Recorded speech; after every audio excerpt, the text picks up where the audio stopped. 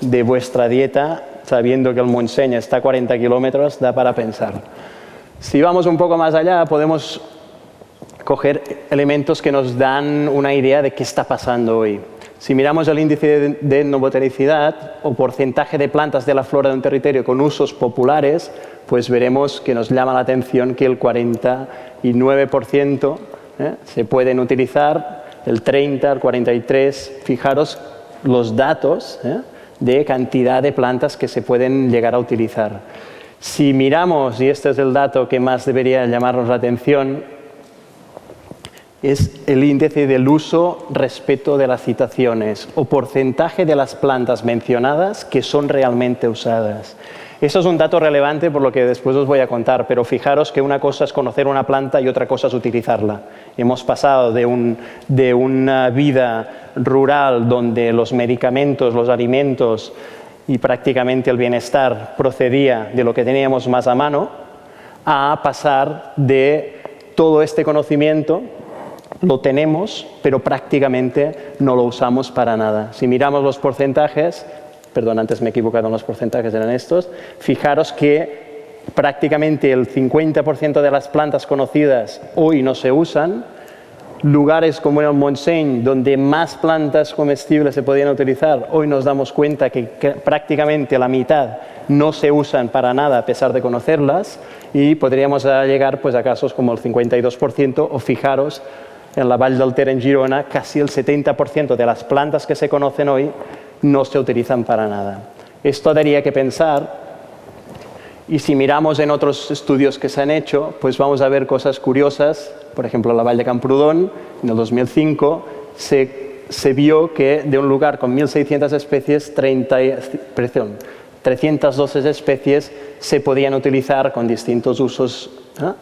Pero no voy a hacer este análisis. Lo que era interesante es que la media de edad de entre 70 y 79 años, la media, perdón, de conocimientos de especies era de 210 especies. Pensar cuántas conocéis vosotros cuando vais al campo que pudierais utilizar.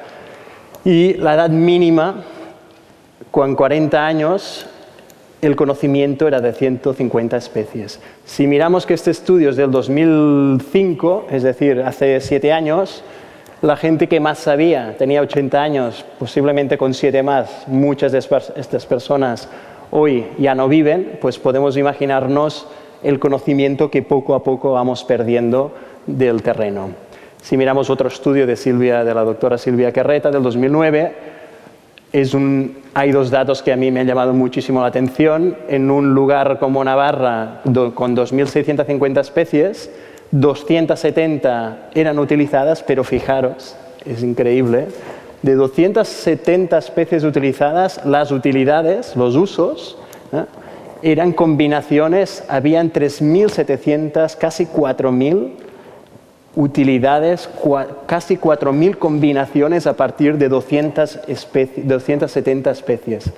Y hablando hace pocos días con Silvia, porque no tenía muy claro si este dato era real o no, pues me confirmó que sí, que la media de edad de la gente entrevistada, es decir, gente que valía la pena entrevistar porque tenía conocimientos profundos del tema, era de 72 años. Y eso debería ponernos los pelos de punta.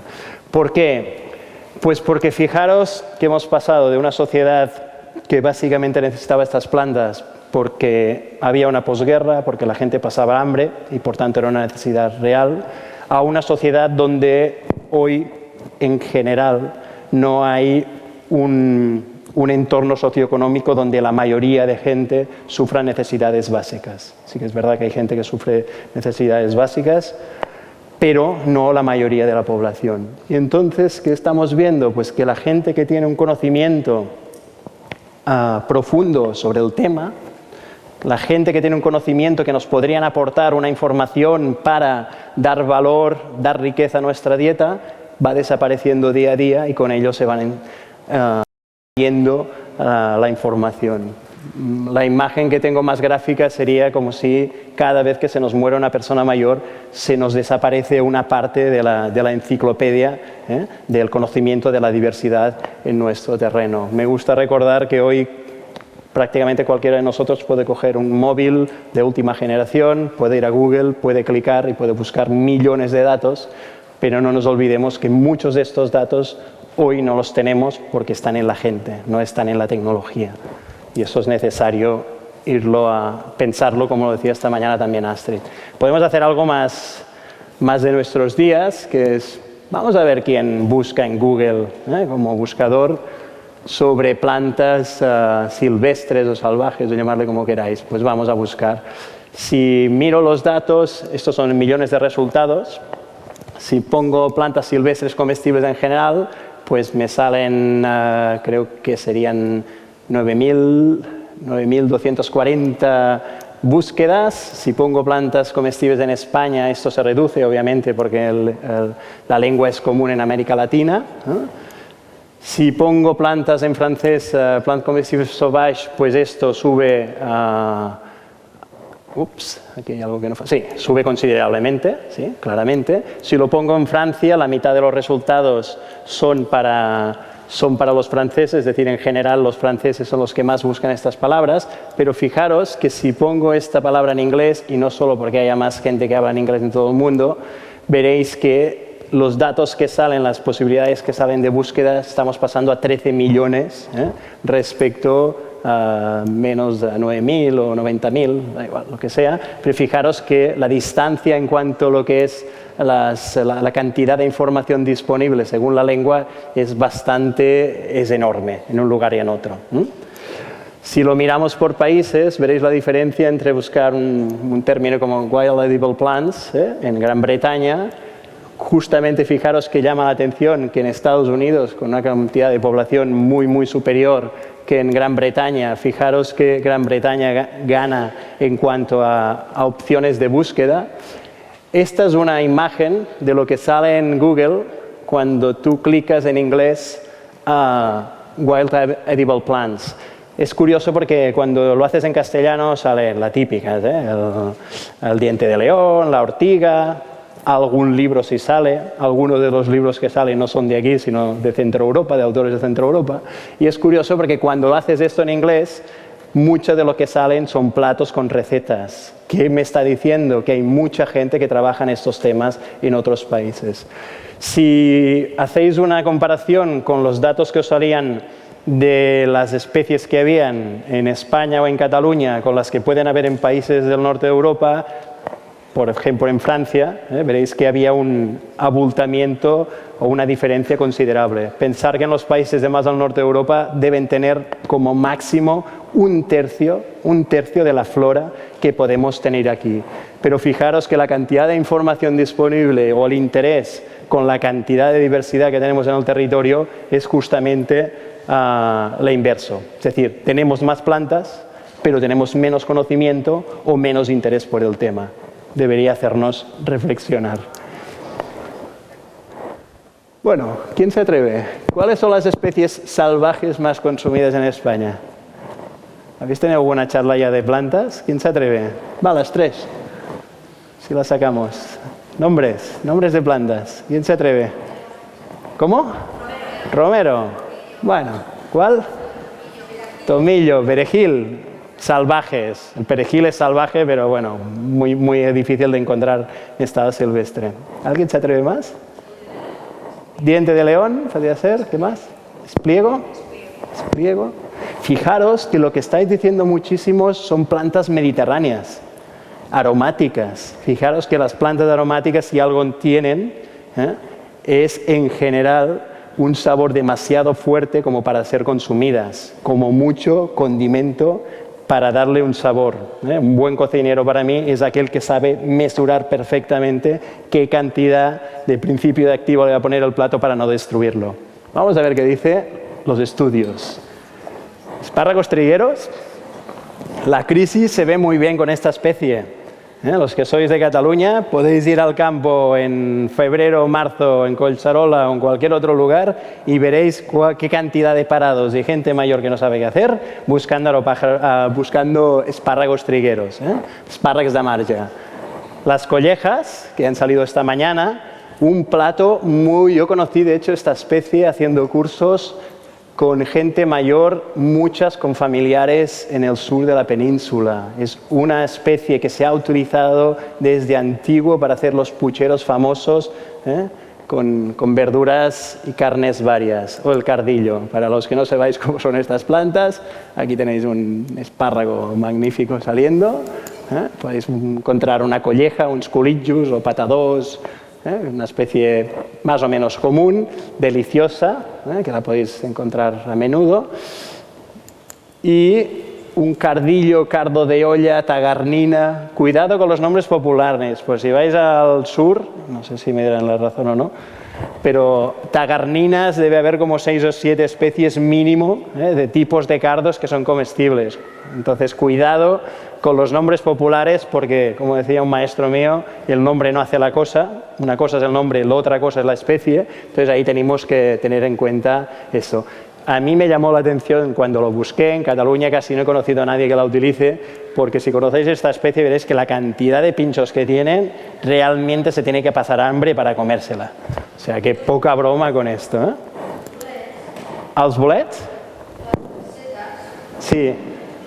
Bueno, me voy a centrar básicamente no en recursos del bosque, sino básicamente en botánica aplicada a flora.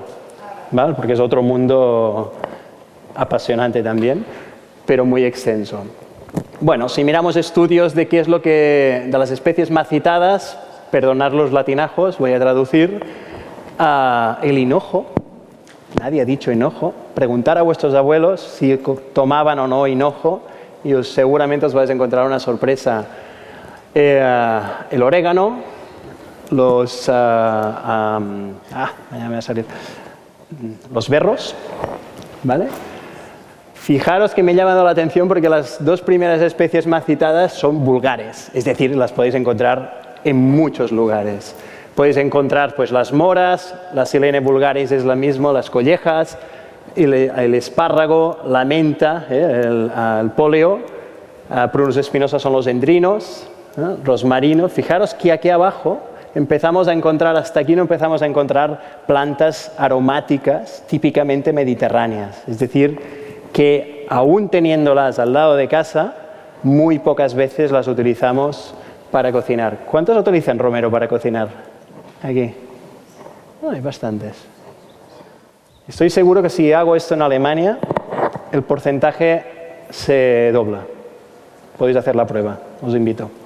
Cuando vayáis a Alemania o Centro Europa, mirar cuando abran el armario de las especies que utilizan habitualmente, mirar qué utilizan y os vais a encontrar con la sorpresa de que la mayoría de veces utilizan más especies de nuestro territorio que no las que podemos encontrar aquí. Podría seguir, pero podríamos, bueno, estos son madroño, la malva, la misma cardillo que hemos encontrado antes. Fijaos que encontramos plantas aquí abajo del todo como la manzanilla, la chicoria tan famosa, está aquí abajo del todo, y bueno, podría encontrar algunas más. Bueno, pasamos. ¿Dónde viven? Pues en todas partes. Siempre me gusta recordar que para encontrar una planta comestible no hace falta escalar y irse a los lugares más remotos, sino que al lado de casa encontramos un montón. Pero si aún así queremos dar paseos, pues mira, podemos irnos al lado de Culera, Costa Brava, primera línea del litoral, pues aquí seguro que podríamos hacer, vamos, como mínimo una ensalada y 3 platos más de la cantidad de especies que hay. Esta blanquita que hay por aquí tan común, pues es la zanahoria común. Antes de que la zanahoria fuera silvestrada, pues vivía obviamente feliz en un campo. Y tiene, cuando la arrancáis y oléis las raíces, huelen exactamente con el mismo sabor. Las hojas son distintas porque se ha tenido que espabilar ambientes normalmente muy secos. Bueno, esta especie, el semprevivum hoy, es divertido. Lo que hacen las modas, podéis comprarlo en un vivero con el nombre de curry. Entonces, a mí se me ponen los pelos de punta porque, bueno, sí que sabe un poco, puede oler un poco a curry. La curry, como sabéis, es una combinación de distintas especies, distintas mezclas según el país de origen, y prácticamente hoy nadie ni la conoce ni la utiliza. Esta es una imagen que me parece graciosa de un curso en el Pirineo, en el Vall de Ribas. Pues bueno, podéis ver un poco el ambiente. En este ambiente podíamos encontrar regaliz de montaña, tréboles comestibles, lo que queráis. También daba para poder hacer varios desayunos y y comidas largas. ¿Comestible o no comestible? Bueno, creo que a menudo la gente olvida que no todo lo natural es comestible, porque no todo lo natural es sano. Es decir, yo no me como cualquier planta en cualquier lugar, nunca. Como bien decía el doctor que ha hablado anteriormente, el lugar donde vivimos está lleno de sustancias que pueden ser tóxicas. También las plantas por sí pueden ser tóxicas y eso no hace falta olvidarlo, pero solo pensando que el lugar donde viven las plantas, lo primero que tenemos que ver es si ese lugar es sano o no es sano. Ese producto que vamos a coger, nos lo vamos a poner dentro del cuerpo, ¿nos aporta lo que nosotros queremos? Y digo esto porque yo evito coger plantas salvajes o silvestres al lado de campos que están fumigados, que están fertilizados, lados de carreteras, lados de ríos, que si miramos la calidad del agua pues ya vemos lo que hay. Intento evitar todo esto porque lo que quiero es que me aporte algo que yo le llamo natural. Y natural para mí es lejos de todo este mundo de aditivos. ¿Cómo sabemos si una planta es tóxica o no entonces? Pues no hay más que saber, conocimiento.